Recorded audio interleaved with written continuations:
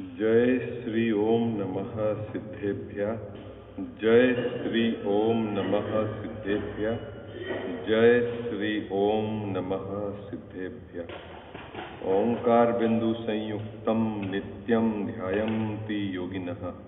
कामदं मोक्षदं चैव ओंकाराय नमो नमः। मंगलम भगवान वीरो मंगलम गौतमो गणी। मंगलम कुंद कुंदार्यो जैन धर्मोस्तु मंगलम। सर्व मंगल मांगल्यम सर्व कल्याण कारकम। प्रधानम सर्वधर्माणां जैनम जयतु शासनम।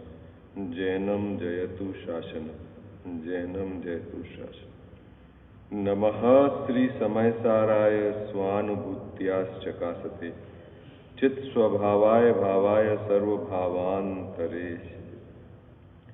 सो निज भाव सदा सुखद अपनो करो प्रकाश। जो बहुविधि भव दुखन के करिए सत्तानाश। करिए सत्तानाश। सर्वज्ञ शासन जयवंत वरते। निर्ग्रंथ शासन जयवंत वर्ते। हे यही भाव अविच्छिन्न रहता है मन में। सर्वज्ञ शासन जयवंत वर्ते। निर्ग्रंथ शासन जयवंत वर्ते। जय बोलो देव शास्त्र गुरु की जय हो। तीसरा अधिकार मोक्ष मार्ग प्रकाशक ग्रंथ विराजमान है। संसार के दुख की चर्चा इस अधिकार में की गई है। टोडरमल्ली साहब ने 3 अपेक्षा से संसार के दुखों को यहाँ समझाया है। कर्म की अपेक्षा से समझाया है, पर्याय की अपेक्षा से समझाया है और दुख के सामान्य स्वरूप की अपेक्षा से संसार के दुख को समझाया है। और मोक्ष में सुख है और उसको प्राप्ति का उपाय वह भी इस अधिकार में लिया है। अपना जो प्रकरण चल रहा है, पर्याय की अपेक्षा संसार में दुख और पर्याय में भी जिनके 5 इंद्रिय और मन है ना, संगी जीव के किस प्रकार संसार में दुख है उसकी चर्चा चल रही थी।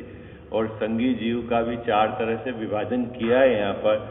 नरक गति के जीव, देव गति के जीव, तिर्यंज गति के जीव और मनुष्य गति के जीव। हमारा जो नियमित क्रम में जो प्रकरण चल रहा है कि मनुष्य गति में किस प्रकार दुख है। क्या विषय चल रहा है मुकेश जी भाई साहब? मनुष्य गति में, मनुष्य गति के जीव किस में आते हैं? संगी पंचेंद्रिय होते हैं, है ना। अभी इसमें 3 तरह से इस बात को टोडरमल्ली साहब ने उठाया है। पहले तो जो मनुष्य पर्याय में लब्ध अपर्याप्तक है उनकी बात कही। लब्ध अपर्याप्तक मतलब जो समूढ़ मनुष्य लब्ध अपर्याप्तक है, जिनकी आयु श्वास के 18वें भाग के है, उनका दुख तो कैसे जानना? निगोदवत जानना, है ना। एक सांस में 18 बारी उसका जन्म हो जाता है, मरण हो जाता है। समूर्छन जीव है, पर्याप्ति पूरी करता नहीं है और जन्म होते ही उसका मरण हो जाता है ना। कौन से हिम्मत भाई वो जीव कौन से हैं? लब्ध अपर्याप्तक मनुष्य, है ना। लब्ध अपर्याप्तक मनुष्य कैसे होते हैं? नियम से समूर्छन होते हैं। कहाँ उत्पन्न होते हैं ये तो आपको पता है ना, है ना। कान में, नाक के मेल में, यहाँ भाव में, है ना, अपने मल मूत्र में, इस प्रकार के क्या होते हैं मुकेश जी भाई साहब? उनका जन्म होता है और उच्छ्वास श्वास के 18वें भाग में ही उनका मरण हो जाता है। अपनी पर्याप्ति पूरी नहीं करते। एक बात तो ये हो गई। दूसरे मनुष्य में जिनने अपनी पर्याप्ति पूरी कर ली लेकिन जिनकी आयु बहुत थोड़ी है, 1 दिन 2 दिन, है ना। ऐसा भी अपन ने कल चर्चा की थी ना कि कितने ही जीव ऐसा होता है कि माँ के गर्भ में आकर 1-2 दिन में आयु पूरी करके चले जाते हैं और माँ को भी पता नहीं चलता कि कोई मेरे गर्भ में आकर चला गया। ऐसे जीव जिनकी आयु थोड़ी है, पर्याप्ति पूरी कर लेते हैं, उनको, उनके दुख को कैसे कहा? एक इंद्रियवत जानना। टोडरमल्ली साहब ने क्या कहा? उनके दुख कैसे जानना? एक इंद्रियवत जानना। यद्यपि वो है तो मनुष्य पर्याय में जन्म, लेकिन अभी उनका ज्ञान का विकास, उनकी इंद्रियों का विकास और हुआ नहीं है, और वो तो गर्भ में आए और 1 दिन 2 दिन 4 दिन 5 दिन 2 महीना 3 महीने की आयु पूरी करी और उन्होंने वहां से चले गए। ठीक है, तो उनके दुख तो एक इंद्रिय बच जाए। अब जो गर्भ का काल पूरा करता है 7 माह 9 माह 10 माह, और जब वो बाहर आता है, अब उसमें भी 3 विभाजन करे टोडरमल जी साहब ने मनुष्य पर्याय के। एक तो बालक पने का विभाजन किया, एक वृद्धावस्था का विभाजन किया और एक युवा अवस्था का विभाजन किया। क्या विभाजन करे गरीब भैया? 3 है ना, बालक अवस्था, एक युवा अवस्था और एक वृद्ध अवस्था। तो बालक अवस्था में अपने को ऐसा लगता है कि कोई दुख है ही नहीं। कल अपन ने बहुत चर्चा करी ना किस प्रकार के बालक अवस्था के दुख है। तो कैसा जानना है हिम्मत भाई कि बाल्य अवस्था में महादुख है, शक्ति कम है, ज्ञान का विकास कम हुआ है और मजबूरियां हैं उसकी, महादुख है। और वृद्धावस्था में इंद्रियां शिथिल हो जाती है, शरीर काम नहीं करता है, तो वहां दुख है। ऐसा करके दो फेज मनुष्य पर्याय के 2 फेज हटा दिए। कौन कौन से हटा दिए मुकेश जी भाई साहब? बाल्यावस्था और वृद्धावस्था। अब युवा अवस्था में, तो युवा अवस्था में विषय आसक्त होकर विषयों की इच्छा सहित ये जीव प्रवर्तते हुए दुखी होता है। इस प्रकार मनुष्य पर्याय में दुख ही दुख है। इतना विषय अपन ने कल पूरा अच्छे से समझ लिया था। तो अब क्या करना मनुष्य पर्याय को? क्योंकि देखो ये ग्रंथ जो लिखा है ना टोडरमल जी साहब ने, किसके लिए लिखा है? किस गति के जीव के लिए लिखा है? मनुष्य गति के जीव। तो अब यहां उनका एक स्पेशल संबोधन है, स्पेशल संबोधन है, उसकी चर्चा आज अपन करेंगे। पहले उनका मनुष्य पर्याय के दुख वो प्रकरण तो यहां पूरा हो गया है ना, सभी अपेक्षा बता दी उन्होंने। लब्ध अपर्याप्तक, कम आयु वाले मनुष्य, फिर बाल्यकाल के दुख, युवा अवस्था के दुख और वृद्धावस्था के दुख, ये सभी बता दिए। अब ये एक स्पेशल संबोधन समझो हमारे लिए है, या जो टोडरमल जी साहब के ग्रंथ को पढ़ेगा ये उसके लिए जो संबोधन है उसकी आज अपन चर्चा करेंगे। निकालिए पेज नंबर 74, पेज नंबर 74 है ना, पैराग्राफ नंबर 2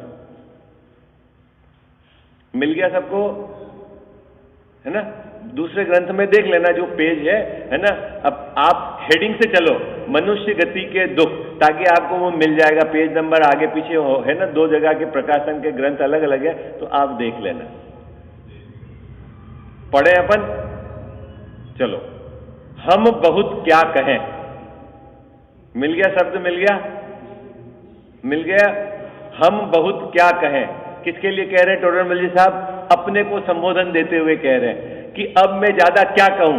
किसके बारे में हिम्मत भाई? कि आप दुखी हो कि नहीं दुखी हो, इसके बारे में अब हम क्या कहें? जो खुद दुख अनुभव कर रहा है और वो यदि उसको अनुभव करे हुए दुख को भी नहीं मानता मैं दुखी हूं, तो फिर मेरे कहे हुए बात को क्या माने? मुकेश भाई साहब बात समझ में आई आपको? है जो स्वयं दुख को अनुभूत है। अभी अपन तो मनुष्य पर्याय में है, अभी हमारे क्या दुख है हम अनुभव कर रहे हैं कि नहीं कर रहे हैं? अनुभव कर रहे हैं। अब हमको कोई बताए कि आपके ये दुख है, जब हम अनुभूत दुख को भी नहीं मान रहे हैं। जैसा अभी आपने अग्नि में हाथ डाला और जल गए, जलने के बाद पीड़ा हो रही है, उस पीड़ा को भी आप नहीं मान रहे, और कोई बोले भाई अग्नि से हाथ जल जाता है, इससे इतना दुख होता है, तो वो कई बात क्या सुनेगा, है ना? तो पहला सेंटेंस तो टोडरमल जी साहब ने अपनी ढीठता का बताया है ना। कैसी ढीठता? कि जो स्वयं दुख का अनुभव करते हुए भी दुख नहीं मान रहा है, वो हमारी कहे अनुसार क्या बात मानेगा? ठीक है, पढ़े पंक्ति, देखो क्या लिखा। हम बहुत क्या कहें, प्रत्यक्ष जिसे भाषित नहीं होते, जो स्वयं दुखी हो रहा है, जिसके सामने स्वयं दुखी जीव दिखते हैं मनुष्य पर्याय के है, उसको भाषित नहीं होते, वो दुख उसको नहीं लगते, तो वो हमारे कहे हुए कैसे मानेगा? और मैं कहूंगा कि तेरे ये दुख है तो कैसे मानेगा? सामने दुख है तो भी दिखते हुए दुख है नहीं मानता है, तो हमारे कहे हुए अनुसार कैसे मानेगा? किसी के मनुष्य पर्याय में किसी जीव के कदाचित मतलब कभी कभी, सभी काल में नहीं, किसी काल में। कदाचित का क्या लेना यह अर्थ? किसी जीव के मतलब सब जीव के नहीं, और उसी जीव के हमेशा नहीं। कदाचित मतलब क्या? कभी कभी। क्या होता है? किंचित, थोड़ा बहुत, साता का उदय हो जाता है। शरीर स्वस्थ है, बाहर में संयोग है, जगत में प्रसिद्धि है, जगत में उसका मान हो जाता है। ये किसी जीव के कभी कभी हो जाता है। सो आकुलतामय है, वो भी दुखमय है, ठीक है। और तीर्थंकर आदि पद मोक्ष मार्ग प्राप्त किए बिना होते नहीं, है ना। मनुष्य पर्याय में ही होते हैं तीर्थंकर, ठीक है। और वो किसको होंगे कि जिसकी परिणति में धर्म प्रकट हुआ होगा, वो ही तीर्थंकर प्रकृति का बंध करेगा। सम्यक दर्शन के बिना तीर्थंकर प्रकृति का बंध होता नहीं। तो जिनके धर्म प्रकट हो गया, तो अभी उस बात को टोडरमल जी साहब ने कहा कि अभी उसकी हम चर्चा नहीं करते, जिनके तीर्थंकर प्रकृति का बंध हुआ। क्यों कि वो धर्म के साथ बंध होता है, ठीक है। तथा तीर्थंकर आदि पद मोक्ष मार्ग प्राप्त किए बिना होते नहीं, इस प्रकार मनुष्य पर्याय में दुख ही है, ठीक है। तीर्थंकर भगवंतों को निकाल दिया अलग मनुष्य पर्याय से, क्योंकि वो धर्म प्रकट होके तीर्थंकर प्रकृति का बंध हुआ। और बाकी सब में किसी के पुण्य का उदय कभी और थोड़े काल के लिए रहता है, उसको भी एक तरफ रख दिया। बाकी तो मनुष्य पर्याय में दुख ही है। और उस अवस्था में भी 3 विभाजन कर दिए, बाल्यकाल, वृद्धाकाल और युवा काल। तो बाल काल में दुख है, वृद्धा काल में दुख है, और युवा काल में दुख है। वो कैसे है कि विषयों की आशा, विषयों की आसक्ति, इच्छा, इसलिए वो युवा काल में भी दुख है। अब इतनी बात तो सब हो गई दुख की। अब मुद्दे वाली बात है ऋषभ जी भाई साहब, वो हमको क्या संदेश देना चाहते हैं टोडरमल जी साहब, है ना। वो ये समझो लिखा हमारे लिए ग्रंथ मुख्यतः देश भाषा में, जिनकी बुद्धि कम है, जो अनेक ग्रंथों का अभ्यास नहीं कर सकते, उनको सरलता से बात समझा दी जाए धर्म की, तो वो बात अब यहां है। क्या कह रहे हैं? एक मनुष्य पर्याय में, भैया किसमें? एक मनुष्य पर्याय में कोई अपना भला करने का उपाय करे तो हो सकता है। मुकेश जी भाई साहब, तो फिर क्या 4 गतियों में सम्यक दर्शन नहीं होता है? 4 गतियों में सम्यक दर्शन तो होता है, लेकिन उनकी लिमिटेशन है। नरक में मात्र सम्यक दर्शन, देव गति में मात्र सम्यक दर्शन, और तिर्यंज गति में पंचम गुणस्थान, उससे आगे की नहीं होती, है ना। एकमात्र मनुष्य पर्याय ऐसी है जिसमें यदि जीव आत्मकल्याण करके पूर्णता प्राप्त करना चाहे तो कर सकता है, ठीक है। पंक्ति समझ में आ गई? अभी ऑप्शन अपने पास 2 हैं मुकेश जी भाई साहब, 2 ऑप्शन है। एक तो मनुष्य पर्याय को प्राप्त करके अपना भला करना चाहे तो कर सकता है, और दूसरा ऑप्शन क्या है कि यदि विषयों में लगाकर गंवाना चाहे तो गंवा सकता है। ऑप्शन 2 है। क्या ऑप्शन है कजावत साहब? टोडरमल जी साहब की भाषा देखो कितना व्यवस्थित उन्होंने लिखा है। आप अपने पास 2 ऑप्शन है हिम्मत भाई। क्या ऑप्शन है?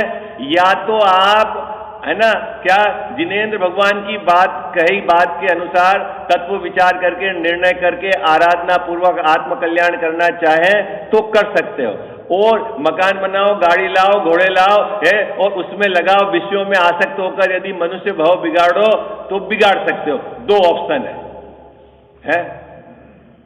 कौन सा ऑप्शन सही है बाबू जी? ये साहब कम से अब किसने देखा स्वर्ग और नरक है? क्या हिम्मत भाई, कम से कम 10-20 साल तो रहना है यहाँ पर, तब तो शांति से रहे, बढ़िया गाड़ी हो, बढ़िया मकान हो, है बढ़िया। क्यों बाबूजी? 10-20 साल तो रहना है तो शांति से रहे। किसने देखा नरक और किसने देखा स्वर्ग? तो अब विषयों में ही लगे हैं, तो वहां 10-20 साल तो आनंद है गरीब भैया, 10-20 साल आनंद है कि नहीं है? ये तो बताओ। 10-20 साल भी आनंद नहीं है? तो फिर अपन पागलपन में समय जा रहा है हमारा, नहीं है बाबूजी आनंद। इस बात को समझाने के लिए फिर टोडरमल जी साहब ने दृष्टांत लिया। देखो ना, बहुत कितना जबरदस्त दृष्टांत क्या लिया है हिम्मत भाई? काना पोड़ा, मतलब ये ना, जो गन्ना जिस बीच में से पोला है। किसका उदाहरण लिया? मनुष्य पर्याय के किसका उदाहरण लिया बाबूजी? गन्ना है ना, गन्ना तो सबने देखा है, ठीक है। और कौन सा गन्ना? जो बीच में से पोला है। पोला है मतलब ठोस नहीं है, पोला है, खराब है, पोला है। तो मनुष्य पर्याय का तुलना किससे करी है चंदू भाई? काने गन्ने से, पोले गन्ने से तुलना करिए। अब उसमें 3 तरह से विभाजन किया है। देखो, एक तो गन्ना जो होता है ना, गन्ने की जड़, और एक गन्ने का होता है ऊपरी हिस्सा, है ना। एक तो है जड़, एक है ऊपरी हिस्सा, जो आपका है ना, क्या बोलते हैं, सफेद सफेद, और वो है, वो हो गया। किस गन्ने की बात चल रही है? काने गन्ने की, भूल मत जाना हो आप, नहीं तो फिर गड़बड़ हो जाएगी। होता है ना, आपने बहुत बार बोला, मंगत राय जी की 12 भावना में है, काना पोड़ा पड़ा हाथ चूसे तो रोवे है, ऐसा बोलते हो ना। तो वो भाव क्या है समझना, वो तो आपने मतलब बोल दिया, लेकिन किसके लिए बताया काना गन्ना चंदू भाई? किसके लिए? अपने लिए, अपने लिए उदाहरण है ये, अपने को समझाने के लिए, ठीक है। अब उसमें 2 विभाजन किए, एक तो गन्ने की जड़ और एक गन्ने का है ऊपरी भाग, है ना। ऊपरी भाग जो मालूम होता है ना आपका, क्या कैसा है वो तो चूसते ही नहीं है, क्योंकि उसमें रस नहीं है। और जड़ है बाबूजी, उसमें भी रस नहीं है, उसको चूसते नहीं। और बीच वाला भाग है, ठीक है, वो कैसा है? काना है, पोला है, पोला, स्वाद के बिना का है।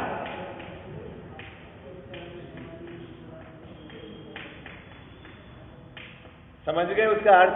काना पोला मतलब स्वाद के बिना का है, ठीक है। ठीक उसी प्रकार मनुष्य पर्याय के अंदर ऊपर वाला भाग है बाल्यकाल, वो तो बाबूजी कुछ काम का नहीं चंदू भाई है। और वृद्धावस्था वो जड़ है, उसमें भी कोई काम का दम नहीं, वो तो ऊपर अपन कल चर्चा कर ली थी ना, क्या समस्या है दोनों में, ठीक है। अब जो बीच का युवा काल है वो कैसा है? कजावस्था वो कैसा है? काना पोला है ना, काना गन्ना, छेद वाला गन्ना उसके जैसा है, मतलब बिना स्वाद का है। कौन सी बात चल रही बिना स्वाद की? युवा अवस्था। अब उस युवा अवस्था में आप 2 काम कर सकते हो, 2 ऑप्शन है। या तो उस गन्ने को चूसो, स्वाद नहीं आए, और बिगाड़ दो मतलब खेल खत्म। बाबूजी जो गन्ने का क्या अर्थ है? गांठ रहती, गांठ, उसको बोते हैं जमीन में। आपको पता है गन्ने की गांठ, गन्ने को कैसे बोते हैं पता है आपको? 2 के बीच में गांठ रहती है, उसको जमीन में बोते हैं, फिर वो फसल आती है उसकी, 1 बार बोते हैं, 2 बार 3 बार, जो भी इनकी फसल आती है, ठीक है। और गांठ को यदि आप चूसोगे ना तो उसमें मीठापन नहीं है, किस गांठ के अंदर। और जो पोली गांठ है उसमें तो वो और उसकी स्थिति नाजुक है, ठीक है। अब अपना जो युवा काल है मनुष्य पर्याय का, चंदू भाई कितने समय का है? भाई 8 वर्ष के बाद सम्यक दर्शन की पात्रता है भी है बाल्यकाल। चलो अपन वहां से गिने, वहां से लेकर जो मान लो 70 साल तो अभी बहुत बोलते हैं जी लिया, अच्छा है 55-60 के बाद तो डॉक्टरों के चक्कर में ही चलता है ना। और तो जैन साहब बचा कितना समय? उसी में विद्या अर्जित करनी है, उसी में उसको सब कुछ करना है ना। 20-30 बरस का काल। अब उस 20-30 बरस में बाबूजी 2 ऑप्शन है आपके पास। क्या ऑप्शन है? एक तो आप क्या है कि इस मनुष्य भाव को खो दो। किसको कहा खोने में? मकान बनाना, गाड़ी लाना, बंगले बनाना, फैक्ट्री चलाना, ये सब क्या आ गया गर्वित भैया? किस में चला गया? ये खोने में चला गया। और एक उस समय यदि धर्म साधन करके अपनी परिणति में धर्म प्रकट कर ले तो यह है उस मनुष्य भाव की सार्थकता। उदाहरण लिया काना गन्ने का, यदि उस गन्ने को चूसोगे तो न तो स्वाद आएगा और समय की बर्बादी है। और उसी गन्ने को, गांठ को यदि आपने जमीन में बो दिया तो बाद में जो गन्ने पैदा होंगे उसमें रस भी है और आनंद भी है, ठीक है। अब अपने पास ऑप्शन क्या बचा मुकेश जी वैसा? ऑप्शन क्या बचा है? क्या बचा चंदू भाई ऑप्शन? कि इसको धर्म ध्यान की खेती जमीन में बो। ये जो मनुष्य पर्याय मिली है, देखो जो चीज मिलेगी वो उदयाधीन है, लेकिन अब अपने को ये सावधानी रखनी है कि हमारा समय किसमें जा रहा है। मुद्दे वाली बात ही है। टोडरमल साहब ने स्पेशल संबोधन लिखा है, उनका जो विषय था ना दुख, वो प्रकरण तो ऊपर पूरा हो गया। मनुष्य पर्याय के दुख तो समझा दिए उन्होंने। अब यहां अपने को संबोधन है कि भाई समझो आप बात को। देखो अब अपन पढ़ते हैं, अब आपको पूरी बात समझ में आएगी। एक मनुष्य पर्याय में कोई अपना भला होने का उपाय करे तो हो सकता है, चंदू भाई, करे तो हो सकता है, अपने आप नहीं होगा। हाँ, किसमें भला है बाबूजी? मकान, गाड़ी, बंगला, फैक्ट्री, एफडी, गहना किसमें भला है? अभी वो सब आगे समझाएंगे टोडर मल्लिक साहब। यदि भला करना चाहे तो हो सकता है। हो सकता है मतलब ये आपके ऊपर है ना, पॉसिबिलिटी हो सकता है यदि जीव करना चाहे तो, क्योंकि सैनी है, संगी है ना, विचार कर सकता है। और अभी बाहर में इस प्रकार की अनुकूलता है, शरीर में थोड़ी बहुत शक्ति है बाबूजी, और बाहर में है, तो आप करना चाहो तो कर सकते हो, और नहीं करना चाहो और विषयों में गवाओ तो गवाओ। तो साहब विषयों में जितने समय गवाएंगे, अभी फॉरेन घुमाएंगे, उतने समय तो आनंद आएगा ना बाबूजी। बोलो ना, महीना 2 महीना हम घुमाए यूरोप, तो यूरोप तो ठीक है ना, फिर तो अच्छा रहा ना।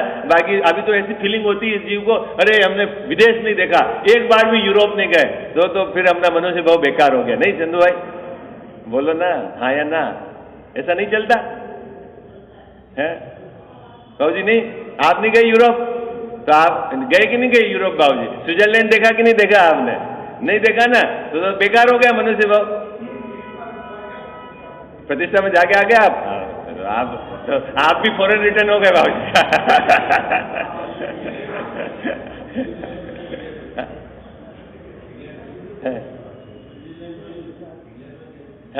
चंदू भाई क्या लगता है?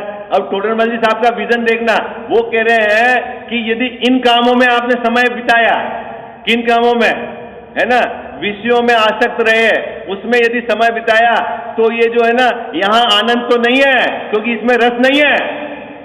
और यदि इसी समय आपने क्या देह से भिन्न, कर्म से भिन्न, उदय से भिन्न अपना जो ज्ञान स्वभाव है उसका निर्णय करके उसमें एकाग्र होकर आत्मानुभूति कर अपनी परिणति में धर्म प्रकट कर लिया, तो अनंत काल तक सुखी हो जाओ। ये बात कहना चाह रहे। आई बात समझ में? ये आपके पास टाइम है, ये चॉइस है आपके पास, किधर जाना किधर नहीं जाना। मुकेश भाई साहब, है कि नहीं चॉइस अपने पास? अपने पास चॉइस है। इस बात को यहां संबोधन है, प्रेरणा है, समझाना है टोडर मल्लिक साहब का, भाई समझ जाओ, ये काना पोड़ा है। यहां कुछ भी सामग्री आप इकट्ठी करोगे, करोड़ों का माल बना लो, आनंद नहीं आएगा।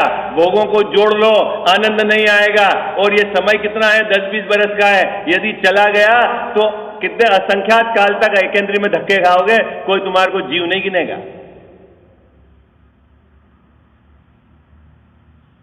लगता है ऐसा अपने को हिम्मत भाई? नहीं लगता है ना? क्या स्थिति है अपनी, बोलो। और इसलिए टोडर मल्लिक साहब ने ऊपर कह दिया, जिसको साक्षात दुख का अनुभव कर रहा है वो नहीं, तो मेरे कहे अनुसार क्या सुनेगा? वो दुखी है, वो फील नहीं कर रहा है, तो मेरे अनुसार क्या सुनेगा? है अपनी स्वयं की पीड़ा इसको नहीं लग रही, तो है वो बाबूजी व्यापार करते समय कितने व्यापारी को बहुत परेशान हो गया हूं मैं व्यापार में, सुबह से शाम तक टाइम ही नहीं मिलता, मेरे को टाइम ही नहीं मिलता। काहे के लिए चंदू भाई? अरे मंदिर तो जाने दो, अपने घर के काम के लिए भी समय नहीं मिलता। तो उससे पूछ, भैया तू काहे के लिए कर रहा है? ये तेरे को, और वो उसको दिशाहीन है, उसको समझ ही नहीं पड़ रही कि मैं काहे के लिए दौड़ लगा रहा हूं। है कि नहीं ऐसा मुकेश भाई साहब? ऐसा है कि नहीं? आप, मैं तो ऐसे कितने जीवों को जानता हूं, मैं बोलता हूं भैया अब तो सब कुछ हो गया, 1 घंटा निकालो, ज्यादा तो नहीं। और साहब 1 घंटा किससे हो? तो मरने का टाइम नहीं है, कोई बात नहीं, अब तेरे पास मरने का टाइम नहीं है तो तू वहीं चले जा, जहां मरना ही है, कंटिन्यूस टाइम नहीं है तो भाई वहीं जाएगा, या फिर निगोद में जाएगा जिसको मरने का टाइम नहीं है। हाँ, अभी आगे क्या कह रहे हैं? जैसे काने गन्ने की जड़, वह उसका ऊपरी भाग, फीका भाग तो चूसने योग्य ही नहीं। कौन कौन सी बात हो गई? बुढ़ापे में धर्म कर लूंगा 65-70 बरस के चक्कर में, तो चंदू भाई ये प्लानिंग आपकी फेल है, फ्लॉप है, फ्लॉप प्लानिंग है। क्या कोई बोला नहीं साहब, अब क्या 60-65 बरस, अब बच्चे की शादी हो गई, अब पोता भी सेट हो गया, इसकी भी ब्याह कर, अब क्या करना है हमको? जैसा धर्म ही करना है। वो जीव कर पाएगा धर्म? है उसको क्या कहा? जड़, जड़ है ना। वृद्धावस्था को क्या लिया यहां? जड़। और बचपन को क्या लिया? बाल्यकाल को ऊपरी हिस्सा, ठीक है। उसमें तो चूसने योग्य मतलब रस ही नहीं है, तो वहां क्या काम होगा? चले आगे। और बीच की पोरे कानी होने से ना, पोली होने से वे भी चूसी नहीं जाती, नहीं चूसी जाती, मतलब उसमें भी रस नहीं है, युवा काल में भी रस नहीं है बाबूजी। कोई स्वाद का लोभी है कौन? कौन मुकेश भाई साहब? कोई स्वाद का लोभी, स्वाद नहीं आएगा, स्वाद का लोभ है जिसको, उसको लगता है कि मैं 5 इंद्रिय के विषय को जोड़कर सुखी हो जाऊंगा, भोग भोग कर सुखी हो जाऊंगा, नाना प्रकार के व्यंजन, अनेक प्रकार के साधन, उनको एकत्रित करके सुखी हो जाऊंगा, यहां घुमाया, यहां घुमाया, यहां घुमाया, सुखी हो जाऊंगा। इसको कहते हैं विषय का लोभी। सुखी नहीं होता है वो, क्योंकि वो तो वैसे ही खाना है। क्या है गणेश भाई? वैसे ही खाना है वो तो है, उसमें रस का है। किसकी बात चल रही है? किसकी बात चल रही बाबूजी? हाँ, तीसरे की बात नहीं चल रही है। हाँ, हाँ, हाँ। सुखी हो जाऊंगा मुकेश भाई, शादी करके सुखी हो जाऊंगा, मकान बन करके सुखी हो जाऊंगा, है बच्चों का विवाह करके सुखी हो जाऊंगा। कितने हो गए बाबूजी? कितने हो गए सुखी? है एक भी नहीं हुआ आपकी जानकारी में शादी करके? नहीं हुआ एक भी। फिर तो वो विषयों का लोभी, यहां क्या कह रहे हैं? कोई स्वाद का लोभी है, उन्हें बिगाड़ो तो बिगाड़ो। अभी चंदू भाई ऑप्शन आपके हाथ में, टाइम आपको खराब करना है तो खराब करो, बिगाड़ो तो बिगाड़ो, सुख तो नहीं मिलेगा। क्यों? कि ये तो करना है, इसमें तो सुख है नहीं। और कोई समझदार आदमी, कौन समझदार आदमी? परंतु यदि उन्हें कोई बो दे मतलब बाबूजी कहां बो दे? जमीन में, उस गांठ को बो दे। तो अपन को कैसे जमीन में बोना है? कि अभी हम अपने उपयोग को इन विषयों से हटाकर आत्म कल्याण में लगा दें, इसको बोलते हैं जमीन में बोना। और ये काम कब हो सकता है? युवा काल में। हाँ, बुढ़ापे में तो इंद्रियां शिथिल हो जाएगी, शरीर और अंदर परेशान होगा, ये सब काम पहले ही करने का है। हाँ हाँ, हाँ। फिर वो बाद में क्या होगा? तो काम कब करना है गजाव साहब? युवा काल के अंदर, जब शरीर सही है, इंद्रियां सही है, तब ये काम करना है। क्या काम करना है? कि उपयोग को समेट कर। अभी जिसके पास समय भी है ना बाबूजी, वो ये सोचता है मैं क्या करूं, मेरा टाइम पास नहीं होता। जिनके पास समय, एक तो 2 तरह के जीव होते हैं, हमारे पास मरने का ही टाइम नहीं, वो तो एक तरफ हो गया। एक जिसके पास समय है तो समय को कैसे काटें, ये दो जबरदस्त समस्या है। ऐसे नहीं होता, बहुत जने अभी 60 वर्ष में रिटायर्ड हो गए, अब क्या करें जैन साहब है, तो छोटा मोटा कोई काम कर ले, समय कैसे काटे? अब इसको खबर ही नहीं है कि समय काटा है तू। कजावा साहब ऐसा है कि नहीं जी? बोए, हाँ बोए नहीं ना, उसको टाइम ही नहीं है, उसको विचार नहीं, उस प्रकार का चिंतन नहीं है।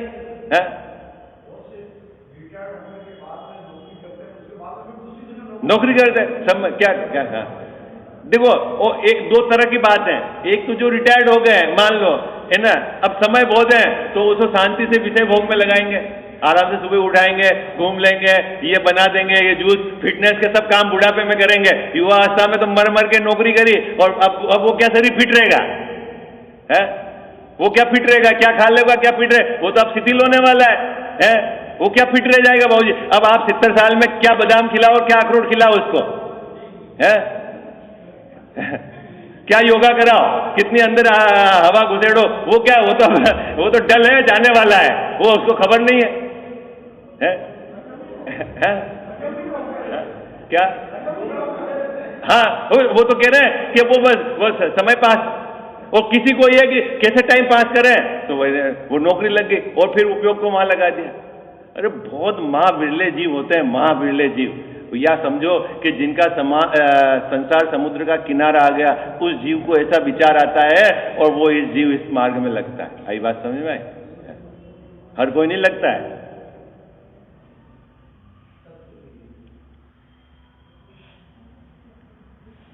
और अभी बाबूजी एक और नया ट्रेंड चला है, बच्चे फॉरेन चले गए है ना, तो उनके बच्चे बच्ची होते हैं ना, तो माँ बाप को डिलीवरी के लिए बुलाते हैं, आया रहते हैं ना, तो उनको बुलाते हैं वहां पे, आ जाओ आप। बाकी तो माँ बाप को कहाँ याद करे, वो नहीं कजा वैसा नहीं होता।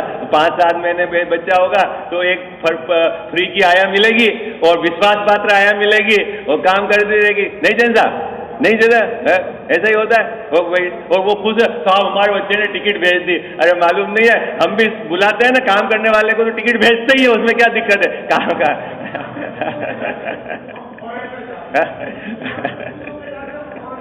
हाँ हाँ, अब बाबूजी केवे क्या केवे क्या? हाँ, हाँ। बड़ी बड़ी विकट स्थिति है भाई, बड़ी है ना।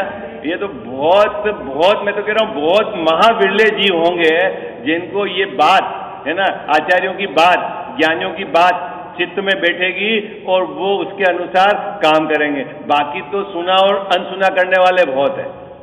आई बात समझ में? सुना और अनसुना, अपन भी सब यहाँ बैठे हैं, सबको बात तो अच्छी लग रही है, लेकिन इंप्लीमेंट करना इसको, वो महत्वपूर्ण काम है ना। आप उपयोग से पर पदार्थ बाहर से उपयोग हटाकर इसमें लगाकर एकाग्र पूर्वक, बिना एकाग्र पूर्वक तो कोई काम होता ही नहीं है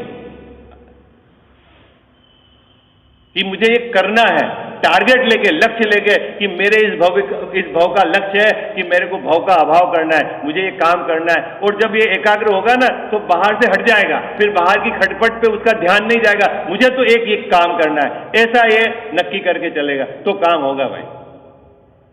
और ये ऐसा नहीं किसी व्यक्ति विशेष की चर्चा है, ये हर घर की कहानी है बाबूजी, घर घर की कहानी है। ऐसा अपन कोई छूते, इसी समाज में रहने वाले हैं, यही परिस्थितियां हैं सबके साथ, कोई की क्या बनी हुई, कोई की क्या बनी हुई भाई। और वो है कि नहीं, पंडित साहब देते हैं उदाहरण कि भाई आपको इन्हीं परिस्थितियों में काम करना है, घोड़े को पानी पीना है तो इस चूचू में ही पीनी है। आई बात समझ में? इन्हीं परिस्थितियों में आपको आत्मकल्याण के लिए भाई आप बाकी बाहर की परिस्थितियां क्या चेंज करोगे, वो तो उद्याधीन है। समझदारी रखो आप, है होनी से पंडित जी कि वो पत्नी बहुत गुस्से करती थी, ठीक है साहब, अब वहां की तरफ अपना काम तो करना है, चुपचाप करो। नहीं, हल्ला करने से क्या होगा? चलो आगे देखो, बहुत सुंदर बात कही है। कोई स्वाद का लोभी, उन्हें बिगाड़ो तो बिगाड़ो।